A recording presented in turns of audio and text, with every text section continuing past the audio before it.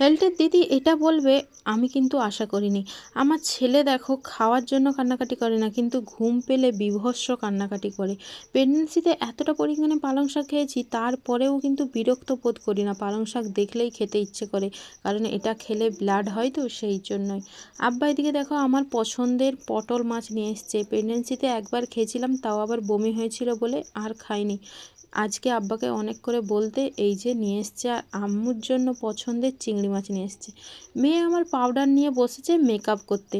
ওর makeup করতে নাকি বড্ড ভালো লাগে, ওই জন্য হাতে পাউডার নিয়েছে, আঙুলে করে পাউডার লাগিয়ে গালে ঘষছে। এইভাবেই নাকি মেকআপ করতে হয়, ওটা আবার ও আমাকে শেখাচ্ছে। শুধু যে মেকআপ করছে তাই নয়, আবার কাজল নিয়েও কপালে দাগ টানছে। ভাবা যায় এইটুখানি মেয়ে কত কি শিখতে হবে। এদিকে দেখো হেলথের দিদি চলে এসছে। আগের বারেই বলে গিয়েছিল আজকে লাস্ট চেক আপ, এরপরে কিন্তু সেন্টারে যেতে হবে।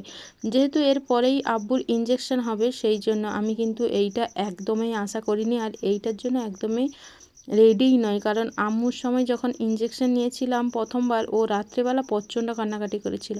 আর আমার ছেলেটা দেখো 1 মাস হয়েছে মাথা সোজা করতে পেরে গেছে। এটা কি সব বাচ্চারাই পারে, না আমার ছেলেটা একটু অ্যাডভান্স? কমেন্টে জানিও তো।